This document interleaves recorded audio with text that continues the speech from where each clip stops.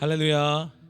이 시간 우리의 모든 분주한 마음을 내려놓고 온전히 주님의 은혜의 보좌 가운데 나아가겠습니다. 함께 묵상으로 기도합니다.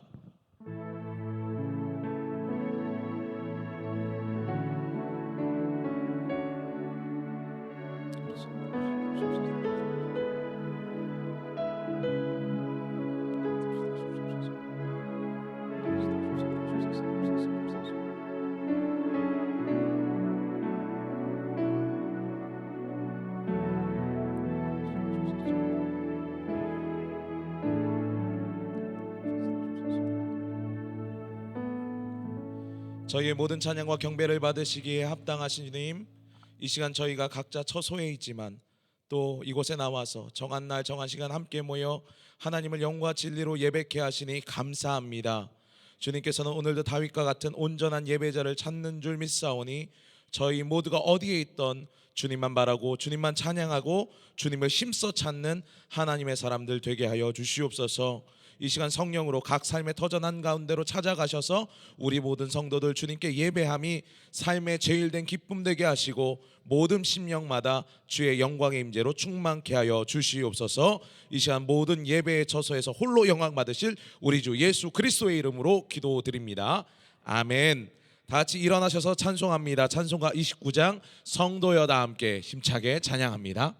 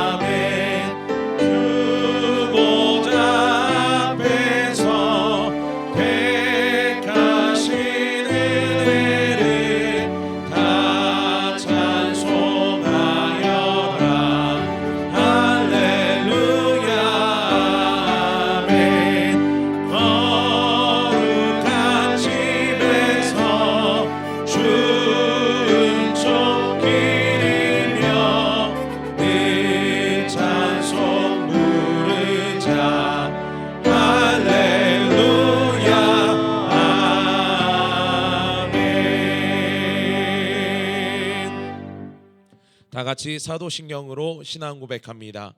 전능하사 천지를 만드신 하나님 아버지를 내가 믿사오며 그 외아들 우리 주 예수 그리스도를 믿사오니 이는 성령으로 잉태하사 동정녀 마리아에게 나시고 본디오 빌라도에게 고난을 받으사 십자가에 못 박혀 죽으시고 장사한 지 사흘 만에 죽은 자 가운데서 다시 살아나시며 하늘에 오르사 전능하신 하나님 우편에 앉아 계시다가 저리로서 산 자와 죽은 자를 심판하러 오시리라. 성령을 믿사오며 거룩한 공회와 성도가 서로 교통하는 것과 죄를 사하여 주시는 것과 몸이 다시 사는 것과 영원히 사는 것을 믿사옵나이다. 아멘. 다 자리에 앉으시고 함께 찬송가 430장 찬양하겠습니다. 손뼉 치면서 함께 찬양할까요? 찬송가 430장 주와 같이 일가는 것 찬양합니다. 주와 같이 일가는 것 즐거운 일 아닌가. 우리 주님 걸어가신 발자취 2절입니다. 어린아이 같은 우리 어린아이 같은 우리 미련하고 약하나 주의 손에 이끌리어 생명길로 가겠네. 한 걸음 한 걸음 주 예수와 함께 날마다 날마다 우리 걸어가. 꽃이 피는 들판이나 피는 들판이나 험한 골짜기라도 주가 인도하는 대로 주와 같이 가겠네. 한 걸음 한 걸음 한 걸음 주 예수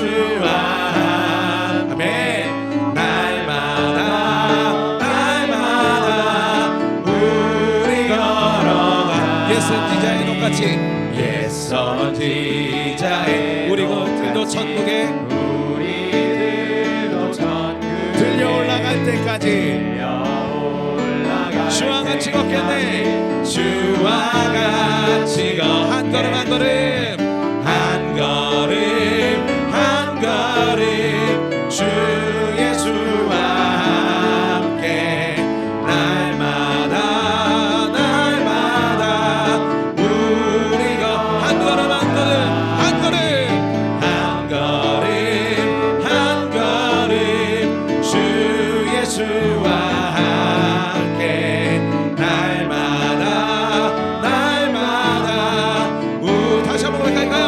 한 걸음 한 걸음 한 걸음 한 걸음 주 예수와 아멘 날마다 날마다 우리 걸어가리. 우리 함께 영감으로 찬양 38장입니다. 내 평생 사는 동안 내 평생 사는 동안 주 찬양하리. 여호와 하나님 내 주를 찬양하리. 주님을 묵상함이 즐겁도다. 내 영혼 주 안에서 참. 우리가 다시 한번 처음부터 찬양합니다. 내 평생 사는 동안 주 찬양하리. 내 평생 사는 동안 주 찬양하리. 여호와 하나님 내 주를 찬양하리. 주님을 묵상함이 즐겁도다. 내 영혼 주 안에서 참 기쁘리. 내 영혼아 주님을 송축할지어다. 내 영혼아 주님을 송축하라. 내 영혼아 주님을 찬양하라. 내 영혼아 주님을 송축하라. 내 영혼아 주님을 찬양하라. 내 영혼아 주님을 송축할지어다. 내 영혼아 주님을 송축하라. 내 영혼아 주님을 찬양하라. 내 영혼아 주님을 송축하라. 내 영혼아 주님을 다시 한번 노래하며 찬양합니다. 내 영혼아 주님을 송축하라. 내 영혼아 주님을 송축하라. 내 영혼아 주님을 찬양하라. 내 영혼아 주님을 송축하라. 내 영혼아 주님을 찬양하라.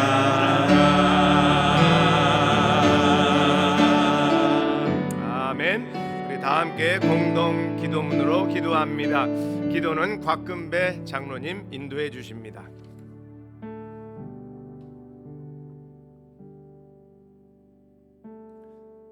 기도하겠습니다. 우주 만물을 창조하시고 다스리시는 생명의 하나님을 찬양합니다. 예수 그리스도 안에서 생명의 기쁨을 누리게 하심을 감사합니다. 그동안 주일에 예배당에 모여 자유롭게 예배하게 하심을 감사합니다.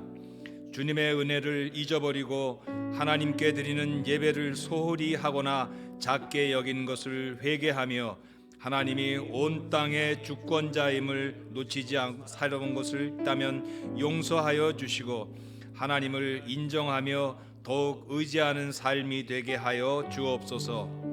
코로나19 바이러스로 인해 세계 온 나라와 백성들이 두려워하고 있습니다. 주께서 저희들을 공포에서 건져주시고 바이러스의 확산을 막아주시며 바이러스의 근원을 소멸시켜 주옵소서. 코로나19 바이러스에 전염된 환우들을 불쌍히 여기시어 낫게 하시고 건강한 모습으로 회복시켜 주시길 원합니다. 정부와 각 나라 의료진들에게 지혜를 주셔서 적절한 의료 정책으로 대처하며 효과적인 치료제를 개발하고 배포하도록 인도하옵소서. 코로나19 사태로 인한 피해자들과 경제적인 문제들이 회복되도록 붙들어 주시고 노약자들과 가난하고 소외된 자들을 살펴주시며 소상공인들과 자영업자들의 형편을 지켜주시길 원합니다. 사회적으로 어려운 시국에 교회가 지역사회를 섬기며 그들을 위한 사명과 책임을 다할 수 있는 깨달음을 허락해 주옵소서. 과장되거나 거짓된 뉴스와 정보들을 막아주시고 공정한 언론이 새도록 세워주시며 바른 정보를 분별할 수 있는 지혜를 더하여 주옵소서. 그리스도인들이 거짓에 현혹된 영혼들을 참 진리로 이끄는 생명의 통로 되게 하시고 악한 사탄의 마귀의 미혹에서 건져주시며 성도들의 신앙을 지켜 주옵소서. 진리를 무너뜨리는 이단 세력들을 물리쳐 주시고 사라지게 하옵소서. 교회의 머리 대신 그리스도 안에서 하나 되게 하시고 각 가정에 모여 드리는 온라인 예배에 은혜를 더하시며 흩어져 있는 성도들과 늘 함께 하여 주옵소서. 또한 교회 공동체를 보호하셔서 위축되지 않고 담대한 믿음으로 서게 하옵소서. 가정과 일상을 돌아보며 더욱 성숙한 신앙의 삶이 되게 하시고 온 성도들이 함께 기도하며 어려운 시기를 믿음으로 잘 감당하여 주님께 감사하며 하나님의 영광을 보게 하여 주옵소서. 예수님의 이름으로 기도드립니다. 아멘.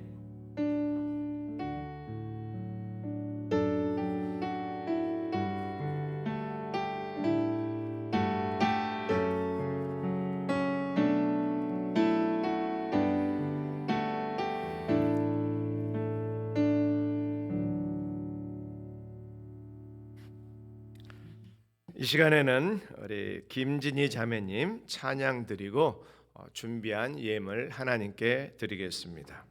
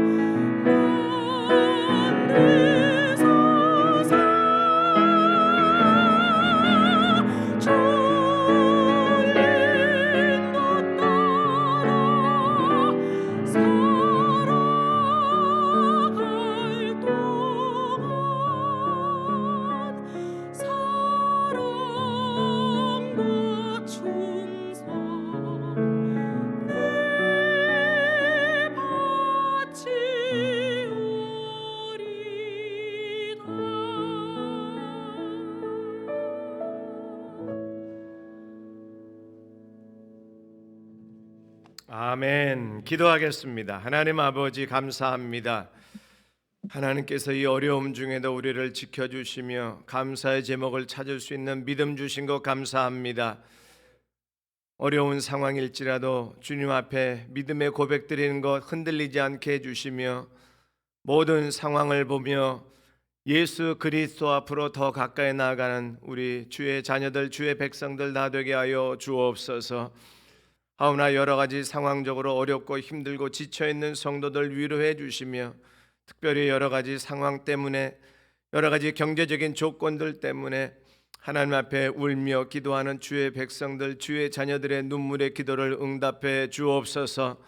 소외되고 가난한 성도들 지켜주시며 지쳐있는 의료진들에게 새 힘을 공급해 주시며 이 나라 이 백성을 사랑하는 위종자들, 지도자들 되게 하여 주옵소서.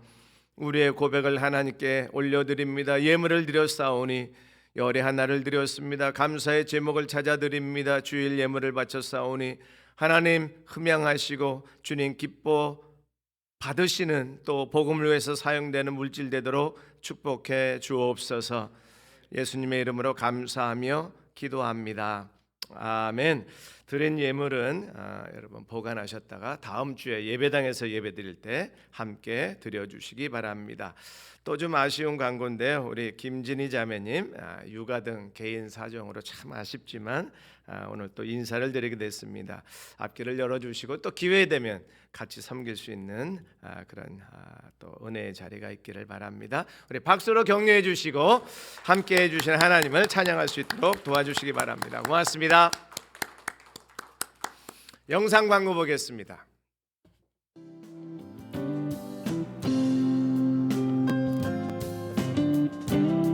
(2020년 3월 8일) 예수비전 교회 소식입니다.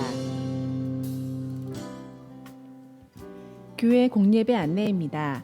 지난주부터 오늘까지 2주간 장년 및 주일학교 주일 예배를 영상 예배로 드리고 있습니다.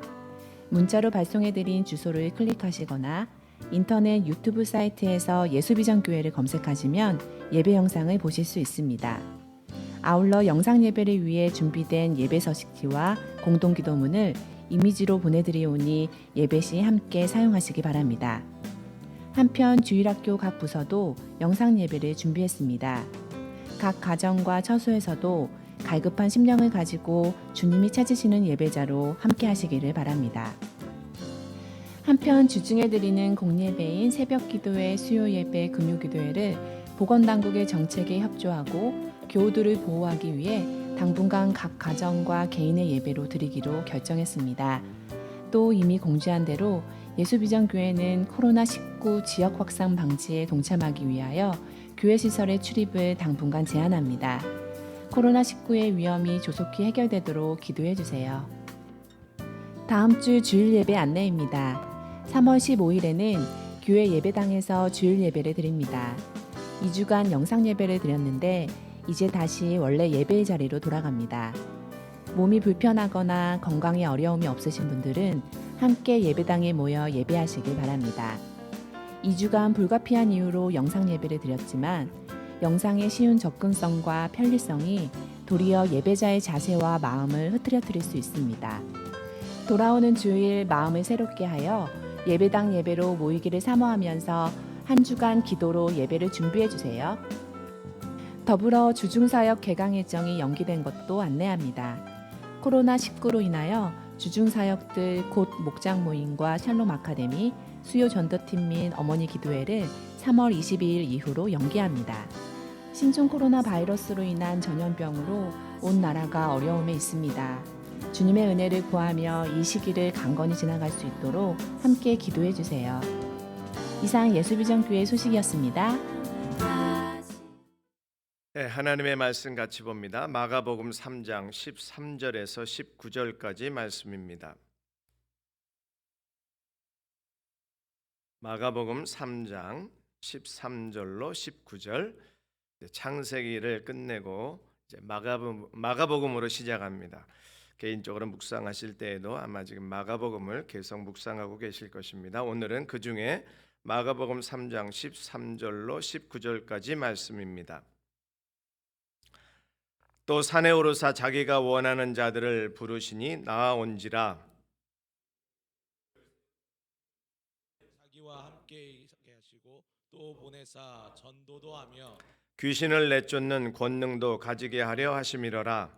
이 12를 세우셨으니 시몬에게는 베드로란 이름을 더하셨고 또 세베대의 아들 야고보와 야고보의 형제 요한이니 이 둘에게는 보아너게 곧 우레의 아들이란 이름을 더하셨으며 또 안드레와 빌립과 바돌로메와 마테와 도마와 알페오의 아들 야고보와 및 타데오와 가나나인 시몬이며 같이 봅니다.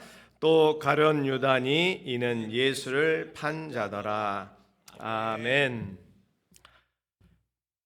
인사를 나누겠습니다. 사실 오늘도 마음은 무겁고 슬프지만 오늘은 가능한 한 웃고 말씀을 나누고 예배를 진행하고 싶습니다. 좀 웃음이 썩소 같은 느낌이 있지 않아요? 여러분 보고 싶었습니다. 만나고 싶습니다. 다음 주에는 다 만나서 우리 같이 예배 드릴 수 있겠죠. 그날을 기대하고 또 준비하고 더 이상 어려운 일, 힘든 일 생기지 않도록 우리 기도로 준비하고 다음 주에는 이 예배당 본당에서 만날 수 있기를 바랍니다. 오늘 마스크 하셨으니까 그냥 반갑습니다 한번 인사 말로 하시죠. 눈을 마주치고 다 같이 인사하겠습니다. 반갑습니다. 영상으로 보는 성도님들 반갑습니다. 다음 주에는 꼭 얼굴을 대면하고 예배 드릴 수 있기를 바랍니다. 오늘은 12 제자를 부르시는 예수님의 모습입니다. 사실 성경을 보면 이해가 안 돼, 오히려 많이 보신 분들은 이해가 안 되실 텐데 앞에 보면 제자들을 부르신 내용이 있는데 오늘 또 12명의 제자를 말씀하시는 것을 보며 이게 어떻게 된 건가 혼돈하실 텐데 오늘 이 말씀은 예수님이 12명을 최종적으로 우리식으로 표현하면 임명한 것입니다. 많은 예수를 따르는 무리들이 있었습니다. 심지어는 70명도 제자라고 했고 또 넓게는 예수님을 따라다니는 사람을 다 제자라고 할 수 있지만 그 중에 우리가 익숙하게 하는 사도라고도 하고 12 제자라고도 하는 12명을 오늘 공식으로 이제 성경적으로 임명한 내용을 보게 된 것입니다. 신학적으로 볼 때 예수님께서 2000년 전에는 12명을 제자로 부르셨지만 오늘 우리에게는 모든 예수 믿는 사람들이 예수님의 12 제자들이 한 사역을 이어가듯이 부름받은 우리들도 제자의 삶을 살아야 합니다. 그래서 우리 표요도 주님을 따르라 제자의 삶을 이야기하는 거죠.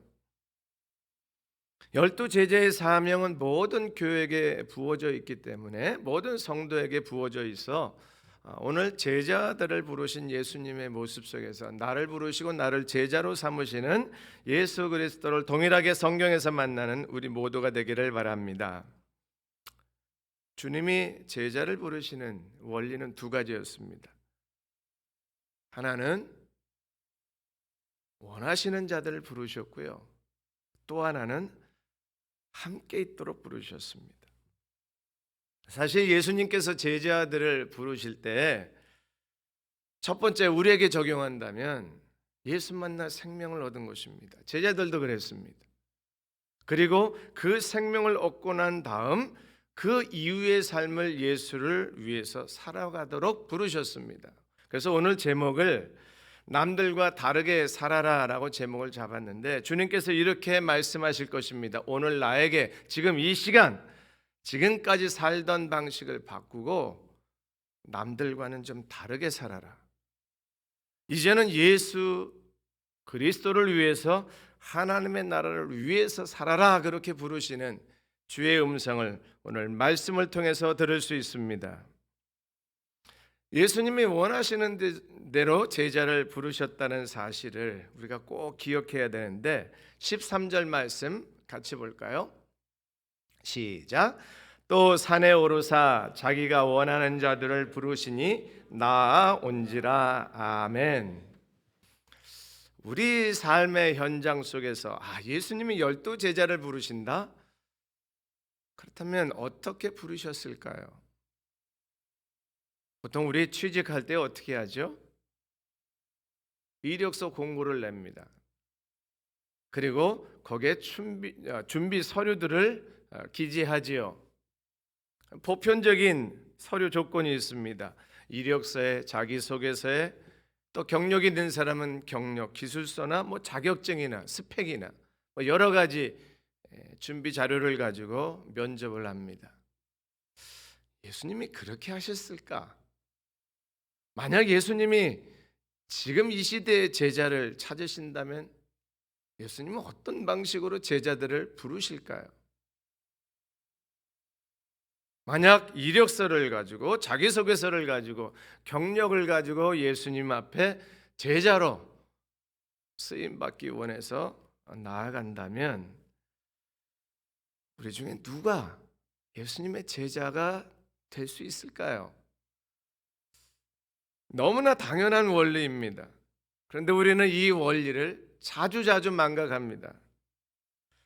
주님이 원하시는 사람들이 제자가 됐다는 사실, 내가 원해서 주님을 찾아간 것이 아니라 주님이 나를 원하셔서 나를 부르시고 그 어려운 과정을 통과하는 이력서를 가지고 직장을 구하는 그런 세상 방식이 아니라 하나님의 은혜라는 방식을 통해서 저와 여러분들을 원하시고 저와 여러분들을 부르시고 제자 삼으신 주님을 찬양합니다.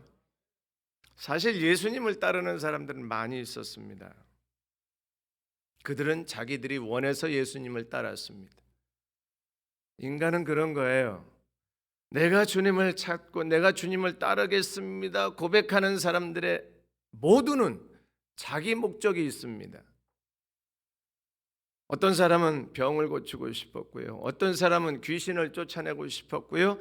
어떤 사람은 세상에서 좀 한자리 하고 싶었습니다. 부자가 되고 싶었습니다. 뭔가 예수님을 따라다니면서 유명세에 함께 동참하고 싶은 마음들도 있었습니다. 많은 무리들이 그런 자기가 원하고 자기의 목적대로 예수님께 나아왔지만 예수님은 그들을 사용하지 아니하시고 오늘 본문 말씀처럼 원하는 자들을 부르시고 원하는 자들을 택하시고 원하는 자들을 사용하신 그 주님이 오늘 우리들을 부르신 줄로 저는 믿습니다.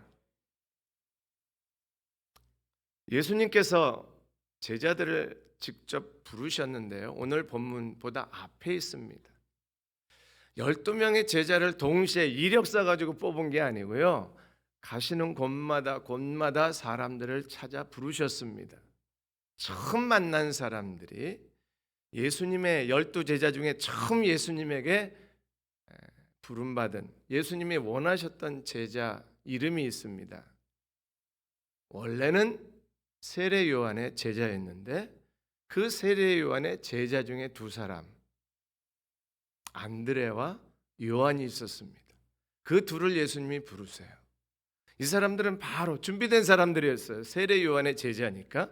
그 세례 요한의 제자 중에 두 사람이 바로 예수님의 제자로 바뀝니다. 그리고 자기 형제들을 찾아가요. 안드레는 형 베드로를 찾아가서 내가 이 메시아 예수 만났다. 그리고 베드로를 택합니다. 좀 시간은 다르지만 요한은 자기 형제 야고보를 찾아가서 야고보를 또 예수님에게 소개합니다. 그러니까 처음 시작은 요한과 세례 요한의 제자 요한과 안드레였는데 나중에 변화산상에 올라갈 때는 안드레는 빠지죠. 근데 다시 한번 정리해 드립니다. 요한과 그의 형제 야고보, 안드레와 그의 형제 베드로, 이 네 사람이 예수님과 최초의 전도 여행을 떠나는 제자가 됩니다. 이게 이제 예수님이 제자를 부르신 그 배경인데요. 예수님께서 이렇게 선포하셨습니다. 하나님의 나라가 가까이 왔으니 회개하고 복음을 믿으라. 아멘. 다른 건 말씀하시지 않았어요. 하나님의 나라가 이제 가까웠다. 이제 예수 그리스도를 믿어라. 복음을 믿어라. 회개하라. 그리고 영생의 비밀을 예수 그리스도 안에서 예수를 믿음으로 찾아라. 누구든지 내게로 오라. 복음을 전하셨습니다. 예수님께서 하신 첫 번째 제자를 부르실 때 말씀이 와 보라였어요. 그리고 실제로 예수님께 온 사람들이 예수님을 만난 것입니다. 하나님의 아들, 이 땅에 오신 메시아 예수 그리스도, 우리의 구원자 되신 예수 그리스도 앞에 나온 자들이 예수님을 만나고 결국 그들이 예수님의 제자가 되었다면, 저와 여러분들도 동일한 고백으로 예수 그리스도 앞에 나와 예수 그리스도를 나의 구주로 고백하고 예수의 제자가 되는 축복의 은혜의 자리에 임하기를 소망합니다. 예수님께서 성령으로 우리에게 찾아오십니다. 그리고 말씀하셨습니다. 천국 복음을 듣게 하셨습니다. 그리고 깨닫게 하시고 고백해 하시고 믿음으로 받아들이게 하셨습니다. 너무나 잘 아는 말씀 다시 한번 반복하죠. 요한복음 1장 12절 말씀 확인해 보시죠. 시작. 영접하는 자 곧 이름을 믿는 자들에게는 하나님의 자녀가 되는 권세를 주셨으니. 아멘. 말씀 그대로입니다. 영접하는 자, 예수 그리스도를 믿는 자는 하나님의 자녀가 되는 권세를 주셨습니다. 아멘. 예수님 당시의 제자들은 몸으로 만났습니다. 이 시대의 우리들은 말씀으로 영적으로 예수님을 만납니다. 제자들은 예수 그리스도를 몸으로 경험했지만 이 시대를 사는 저와 여러분들은 말씀을 통해 성령의 은혜로 말미암아 영적인 교통함으로 예수 그리스도를 경험합니다. 할렐루야. 이 은혜의 비밀은 우리가 너무나 잘 아는 신앙의 기본인데 이것을 놓쳐요. 복음서를 읽으며 예수 그리스도의 말씀을 들으며 제자들은 직접 귀로 눈으로 듣고 보았지만 우리는 그 말씀을 통해서 예수 그리스도의 말씀을 귀로 듣고 눈으로 봅니다. 시대는 달라져서 방식은 달라졌지만 동일합니다. 하나님을 경험한 예수 그리스도의 제자들이나 하나님을 경험하는 예수 그리스도의 말씀을 통해서 경험하는 저와 여러분들이나 동일한 은혜의 자리에 있음을 믿음으로 고백하는 우리 모두가 되기를 축원합니다. 이것은 예수님의 부르심 때문에 그렇습니다.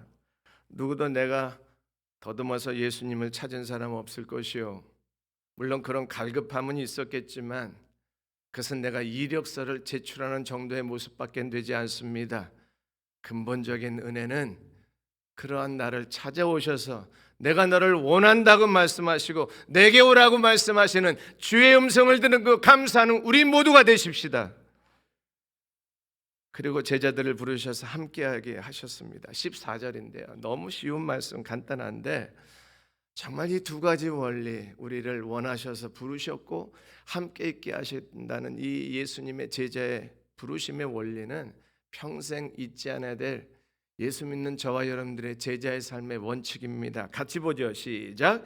이에 열도를 세우셨으니 이는 자기와 함께 있게 하시고 또 보내사 전도도 하며. 아멘. 하반부는 또 다음 주에 전하겠습니다. 자기와 함께 있게 하시기 위해서 부르셨습니다. 우리 이 말씀을 적용하기 위해서 베드로를 샘플로 한번 보도록 하지요. 베드로는 사실 예수님을 제일 처음 만난 사람도 아닙니다. 자기 형제 안드로를 통해서 전도받은 사람이에요. 그리고 예수님을 따르기 시작합니다. 또 혼돈하지 말아야 될 것은 예수님이 나를 따르라 했을 때 바로 배를 버리고 그물을 버리고 직업을 포기하고 예수님을 따라간 것 같죠? 사실 성경의 흐름을 보면 그렇지 않습니다. 베드로가 처음 형제 안드레에게 전도를 받고 예수님께 나아갔습니다. 괜찮네. 야, 이분 따를 만하네. 그리고 놀라운 고백을 나중에 하게 되지요. 근데 처음부터 베드로가 직업을 버리고 쫓아간 게 아닙니다. 처음엔 아마 그냥 시간 있을 때 예수님이 오라 하시면 예수님이 가시는 곳에 잠시 들렸겠지요. 근데 경험하면 경험할수록 예수님에게 빠져듭니다. 그 베드로의 성격과 기질대로 아마 점점 더 열심을 냈을 것입니다. 그리고 오늘 본문 앞에 있어요. 마가복음 1장 18절인데 근거 구절을 우리 한번 확인하겠습니다. 시작. 그러자 시몬과 안드레는 얼른 그물을 놔두고 예수님을 따랐습니다. 아멘. 어찌 보면 3단계예요. 안드레, 여기 시몬이 베드로인데요. 자기 형제 안드레를 통해서 전도받아서 예수님께 처음 나왔던 베드로, 그리고 예수님을 점점점 따라다니던 베드로, 그리고 오늘 지금 본 마가복음 1장 18절에 직업을 포기하고 현대식으로 표현한 풀타임으로 예수님 제자가 된, 직업도 포기하고 모든 삶을 포기하고 예수님을 본격적으로 따라다니게 되는 베드로, 그리고 오늘 본문 말씀처럼 12명의 제자가 요약돼서 표현될 때 베드로. 오늘 우리가 예수 그리스도를 만나 이 자리에 오기까지 베드로의 어떤 과정, 어떤 지점에 있는지 다 다를 것입니다만 패턴은 동일해요. 하나님이 우리를 만나 주시고 처음엔 그 만난 감격 때문에 조금씩 삶의 깊이가 예수님께 빠져들어갈 것입니다. 그러다가 어느 결정적인 순간에, 아니요, 성령께서 꾸준히 우리들을 이끌어 가시는 그런 은혜의 손길 속에 저와 여러분들이 세상의 직업을 가질 수 있습니다. 세상의 삶의 터전은 동일합니다. 그러나 우리의 중심이, 우리의 모든 전적인 삶의 방식이 예수 그리스도를 온전히 따라가는 풀타임 제자의 삶으로 바뀌어진 줄로 믿습니다. 이 자리에 모여있는 우리 모두는 그런 예수 그리스도의 제자가 되기를 축원합니다. 제자들은 몸으로 예수님과 함께 살았습니다. 그게 예수님이 부르신 원칙이에요. 그렇다면 우리들은 역시 말씀과 성령의 인도하심을 통해 예수님과 함께 생활하고 함께 훈련받는 주의 제자인들로 저는 믿습니다. 근데 우리는 이 원리를 잊어버릴 때가 많아요. 제자들은 참 좋겠다. 예수님과 함께 살았으니 얼마나 많은 것을, 얼마나 많은 교훈을, 얼마나 많은 감격을, 얼마나 많은 감동을 경험했을까? 근데 왜 우리는 경험이 없죠? 제자들이 경험한 예수 그리스도는 동일하게 우리도 경험하는 예수 그리스도이십니다. 할렐루야. 문제는 우리가 그 예수님을 삶 속에서 경험하지 못한다는 거죠. 왜요? 눈으로 보고 귀로 듣고 손으로 만져야만 예수 그리스도를 경험한 것으로 아주 어리석은 신앙의 기준이 있어서 그렇습니다. 아닙니다. 절대 아닙니다. 말씀을 통해서, 성령의 은혜를 통해서 오늘 우리는 예수 그리스도와 함께하는 생활을 경험하는 것입니다. 우리들은 성경을 통해서 예수님을 만나야 합니다. 성령의 깨달음을 통해서 예수님의 삶의 방식을 동일하게 배우고 있는 것입니다. 그래서 말씀이 없으면, 성령의 깨달음과 성령의 충만한 은혜가 없으면 예수님의 삶을 배우지를 못해요. 그래서 예수님의 방식이 아닌 자기 방식을 가지고 신앙생활합니다. 제자가 아니지요.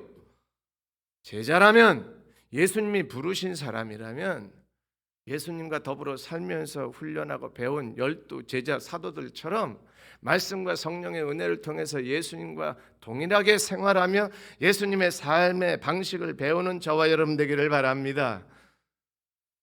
사실 그렇게 3년, 정확히는 2년 좀 넘게 훈련받은 제자들이라 할지라도 베드로가 대표적으로 예수님 부인하고 도망쳤잖아요.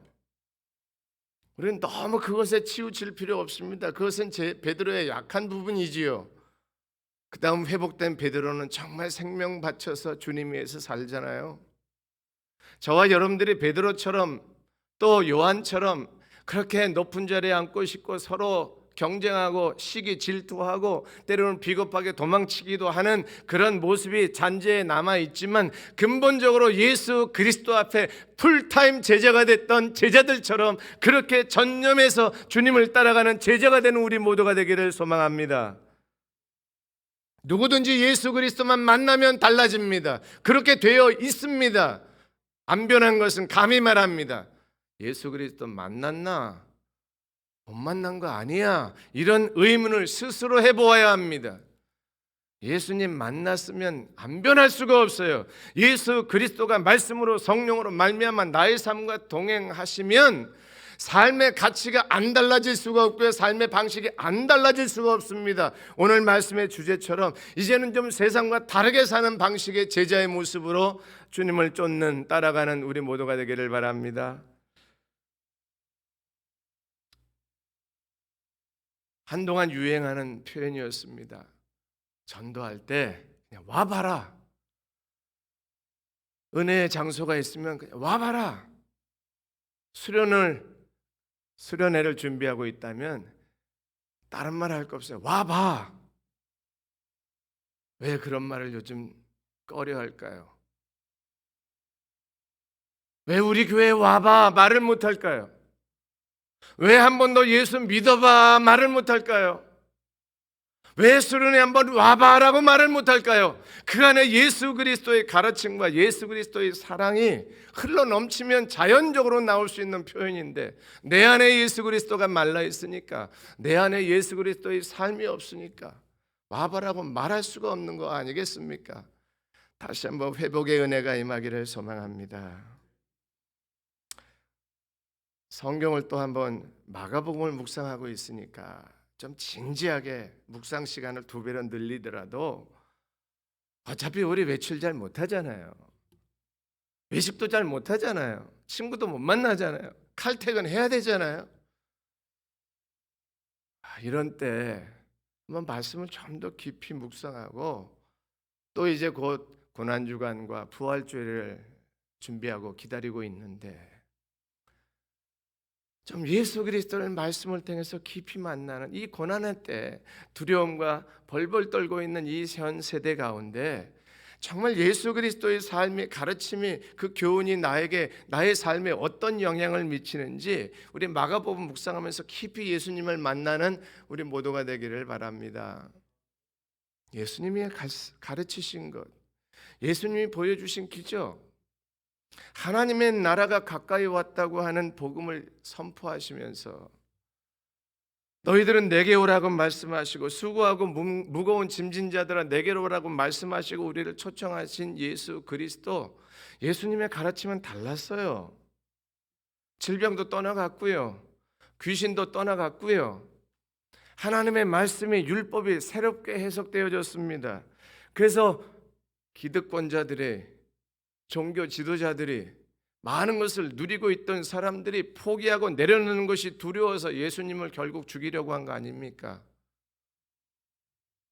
예수님이 가르침이, 하나님 나라의 비밀이, 율법의 정신이 사람을 바꿔놓기 때문에, 구조적인 변화를 요구하기 때문에, 가진 것을 내려놓게 하기 때문에, 사람을 위해서 움켜쥔 탐욕적인 모든 것들을 그 사람을 위해서 다시 내어놓아야 하기 때문에 기득권 세력들이 그것을 거부한 것이잖아요.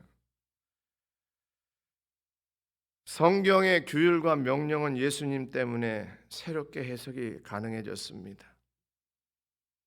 모든 성경 말씀을 한마디로 요약해서 해석의 원리를 드린다면, 사람을 예수 그리스도의 십자가의 사랑으로 바라보라. 나머지 적용은 다 나오게 되어 있습니다. 죄인을 사랑하신 하나님의 사랑, 그 죄인을 위해서 자기를 포기하시고 십자가에서 죽으신 예수 그리스도의 사랑, 그 죽음으로 끝나지 아니하고 죽음의 권세를 깨뜨리시고 부활하신 예수 그리스도의 십자가의 사랑, 그것을 가지고 세상을 보고, 그것을 가지고 사람을 보고, 그것을 가지고 제도를 본다면 어떤 더러운 세상의 문화들도 예수 그리스도의 은혜 안에서 새롭게 변화될 줄로 저는 확신합니다. 그렇지 않습니까? 예수 그리스도 십자가의 관점에서 세상을 보고 사람을 보면 우리가 무엇을 해야 될지, 어떻게 살아야 될지 저절로 나옵니다. 예를 들고 좀 말씀을 마무리하죠. 교회사적으로 이 질병에 대한 이야기들이 좀 많이 있습니다. 저도 그냥 짧은 시간 찾아본 것이라 정확하게 책까지 소개하기는 어렵습니다만, 유명한 목사님이 인용한 것 저도 재인용할게요. AD 165년경 로마 시대 1차 전염병으로 굉장한 어려움이 있었답니다. 15년 동안 로마 인구의 4분의 1이 전염병으로 죽었대요. 그리고 100여 년 후에 다시 2차 전염병이 돌았을 때 선 경험이 있잖아요. 그때 교회가 어떻게 했는지 아십니까? 하루에 5,000명씩 죽어나갔어요. 그때 교회와 예수를 안 믿는 이교도들의 구별이 딱 났습니다. 이교도들은 병에 걸리면 쫓아냅니다. 그리고 아직 죽지도 않았는데 생매장해 버립니다. 근데 기독교인들은 부활신앙으로 아픈 자들을 안심시키고 위협을 무릅쓰고 모든 필요를 공급했답니다. 병이 옮아도 아픔을 기꺼이 기쁨과 평안으로 감내했다라는 기록을 인용했더라고요. 결과적으로 이교도들의 사망률은 30%였는데 기독교인들의 사망률은 10%였답니다. 저는 두 가지로 해석합니다. 하나님의 은혜가 있어서 질병도 떠나가게 하시고 피해가게 하신 것 저는 믿습니다. 또 하나는 하나님의 사랑으로 섬겼기에 죽을 사람도 살리고 병 걸릴 사람도 안 걸리게 하신 하나님의 놀라운 은혜의 통로가 작용했다고 저는 믿습니다. 어떤 게 더 강조돼야 될지는 모르지만 어쨌든 결과론적으로 볼 때 교인들의 섬김을 통해서 극명한 대조가 일어났습니다. 또 있습니다. 14세기 이것도 유명한 사례인데요. 유럽에 흑사병, 페스트라고 하죠. 바이러스가 돌았습니다. 유럽 인구의 30%가 사망했던 사건입니다. 이때 교회가 내용이 아주 긴데요. 요약하면 사회 지탄의 대상이 됐습니다. 두 가지인데 하나는 순수한 의미에서 믿음으로 이기려고 기도원에 가고 교회에 모여서 기도하다가 전염병을 더 퍼뜨리는 기회가 됐습니다. 이건 사회적인 이슈와 충돌되니까 넘어갑니다. 정말 지적봐야 될 이유는 시신이 전염병 시신이니까 장례들을 다 거부합니다. 이때 교회가 장례를 치러줬습니다. 얼마나 감사해요. 그러면 무료로 치러줘야 되잖아요. 이때 고액의 장례비를 사제들이 받았습니다. 그리고 교회는 전염병을 통해서 부자가 됐대요. 이게 사회적으로 알려져서 비난과 지탄의 대상이 됐답니다. 교회가 200년 후에 종교개혁 당시에 또 하나의 사건이 책에 있는데요. 비텐베르크라고 하는 우리가 잘 아는 도시는 몰라도 루터는 알잖아요. 루터가 있던 지역에 똑같은 전염병이 돌았습니다. 루터가 부자였는지 집이 수도원이었대요. 그러니까 병든 자들이 수도원에 모여서 병을 치료받는데 루터가 도망갔겠어요? 거기 있었겠어요? 루터는 그 자리를 지키면서 예배 인도해주고 환자들을 돌봐줬습니다. 그리고 유명한 루터가 한 말이 있어요. 여기는 충분하다. 성직자들 여기 있는 사람들로 충분하니까 다른 성직자들은 오지 마라. 안 와도 괜찮다. 저는 이렇게 억지 해석을 합니다. 아마 성직자들이 루터요, 우리도 가서 돕겠어. 우리도 돕겠어. 아마 그런 요청이 있었겠지요. 그때 루터가 거절한 거예요. 야, 나는 여기서 감당할 수 있으니까, 여기 다른 목회자들이 있으니까 당신들은 당신 지역에서 최선을 다하시오. 이건 긍정의 사례입니다. 책에서 본 것 말고 실제적인 사례를 들여야 좀 실감이 날 것 같아서 그냥 예수님의 부르심을 받아 남들과 다르게 사는 삶이 무엇인지를 그냥 우리 가정 이야기를 하면서 신뢰를 들어드리고 우리 기도하십시다. 전염병의 종류는 다르지요. 그렇게 심한 전염병일 수도 있고 지금처럼 그렇게 약한 전염병이지만 사람을 두렵게 하는 전염, 과학이 발달하고 의술이 발달해서 이런 게 밝혀지는 거죠. 사실 병 걸려서 죽지 않으면 그렇게 심각한 질병 아니잖아요. 그냥 독감이 심하게 왔나 보다, 아마 감기가 좀 심한가 보다, 이 정도 알지. 사실 치사율도 높지 않은 이 코로나19 가지고 우리가 벌벌 떠는 것 자체가 좀 그랬습니다. 해석은 안 하겠습니다만. 자, 근데 실례는요, 저희 처갓집 이야기인데 집사람의 아버님이 계시고 할아버지가 계시고 증조 할아버지가 계시잖아요. 그 증조 할아버지가 선교사에게 복음을 듣고, 오늘 좀 정리 좀 해봤습니다. 1900년 경쯤에 예수를 믿으셨대요. 아마 30대 중반으로 추측합니다. 일기가 없기 때문에. 증조 할아버지가 선교사로부터 복음을 처음 듣고 17년도인가 1917년도에 목사 안수를 받고 황해노회 최초의 한국인 노회장이 됩니다. 1, 2, 3대는 선교사들이 하셨고요. 4대 노회장을 현지인에게, 한국 사람에게 넘겨주는데, 그때 초대 노회장이 되신 분이 증조 할아버지예요. 근데 그분이 예수 믿게 된 이유가요, 그 당시에는 유아 사망률이 높았잖아요. 아기만 나면 죽었대요. 그래서 30대 중반인데도 불구하고 아기가 없었는데, 예수 믿으면 아기 생긴다고 해서, 아기가 안 죽는다고 해서, 아기는 많이 낳는데 낳자마자 죽는데요. 그래서 예수 믿으면 아기 안 죽는다는 말에 예수 믿기 시작했는데 정말 안 죽고 그 아들 독자가 나왔습니다. 그게 이제 할아버지인데, 집사람의 할아버지죠. 그분이 미국에 유학 간 의사가 됐어요. 곰곰이 생각해보면, 아니 무슨 돈에 그 당시에 저 외진 조선에서 미국으로 유학을 가요? 아마 선교사님이 연결해 주시지 않았나, 그런 생각을 합니다. 배경 설명은 여기까지고요. 그 할아버지 장로님이시고 의사이셨는데 전염병이 돌았습니다. 전쟁 나기 직전이에요. 전염병 때문에 다들 힘들어할 때 이 의사 장로님이, 할아버지지요, 전염병 걸린 집안을 들어가서 그 전염병을 고쳐줬습니다. 그런데 참 아이러니하게요, 환자는 고치고 의사 당신은 전염병에 걸려서 죽습니다. 뭐 여기까지는 지나간 이야기인데, 저희 아버님에게 한 부부가 찾아왔어요. 그러면서 그 할아버지 얘기를 하더래요. 우리 가정이 당신 아버님 때문에 전염병에서 살림받았습니다.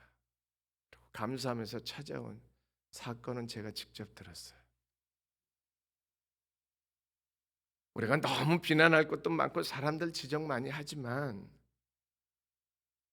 신실한 예수 믿는 사람들이 삶 속에서 보여주는 그리스도의 사랑, 십자가의 사랑은 전염병도 녹이고 세상 권세도 녹이고 세상의 모든 더럽고 악한 것도 다 녹여내는 하나님의 은혜의 통로가 될 줄로 저는 확신합니다. 우리 한번 이 어려운 시절에, 저는 지금도 그냥 기도합니다. 무엇을 해야 될지는 모르지만 전염병은 곧 끝날 터인데, 전염병이 끝나면 우리는 뭘 해야 되나? 이 벌벌 떨고 불안해했던 사람들에게 예수 생명 전해주는 가장 좋은 기회를 우리에게 주셨다면, 우리는 그때를 놓고 무엇을 준비하고 무엇을 해야 될 것인가, 정말 사랑으로 섬기는 게 무엇인가, 그들을 찾아갔을 때 예수님이 당신을 그래도 사랑하십니다. 질병 속에서도 당신을 사랑하시는 하나님의 손길, 예수 그리스도의 십자가의 사랑을 기억하십시다. 그렇게 나눌 수 있고 그렇게 전할 수 있는 준비된 제자들 우리 모두가 되기를 축원합니다. 주님 우리에게 그것을 원하십니다. 기도하십시다. 하나님 아버지, 세상 사람들과는, 세상 문화와는 다르게 살라고 우리를 부르신 주님의 음성을 듣습니다. 진정한 제자의 삶을 살게 하여 주옵소서. 예수님의 이름으로 기도합니다.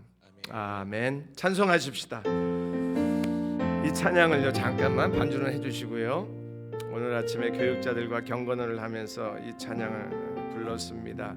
제가 첫 말씀을 이렇게 띄었어요. 요즘 신학생들도 이 찬양 부릅니까?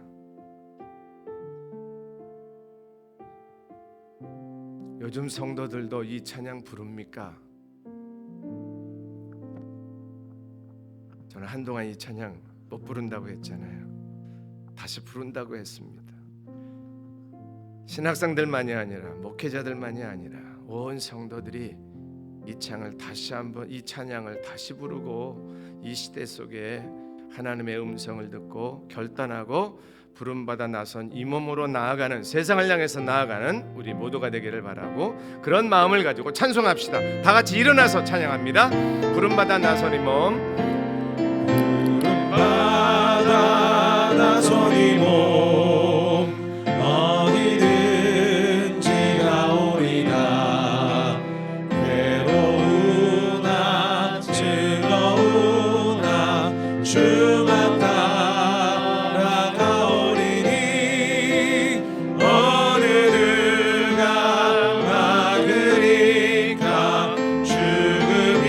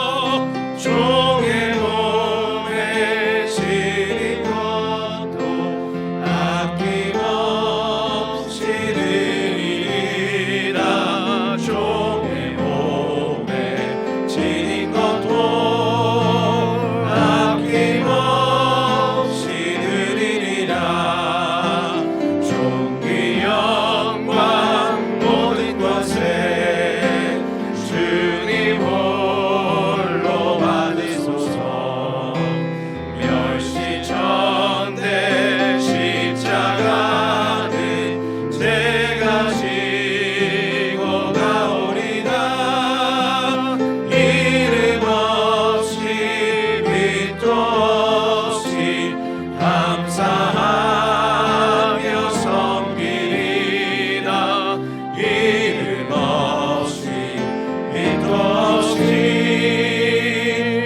감사하며 섬기리라.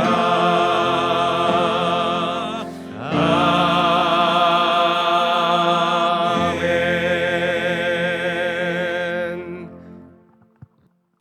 우리 주 예수 그리스도의 은혜와 아버지 하나님 사랑하심과 성령님의 인도하심이 세상 문화와 다르고 남들이 사는 방식과 다르고 심지어는 내 친구, 내 가족이 사는 방식과도 다르게 살기를 원하는, 그래서 진정한 주님의 제자의 삶을 살기를 원하는 주의 백성들과 예수비전교회 한국교회 세계 선교위에, 특별히 코로나19로 고통하는 지구촌에 어렵고 힘들고 지쳐있는 영혼들 위해 이제로부터 영원토록 함께 하실지어다.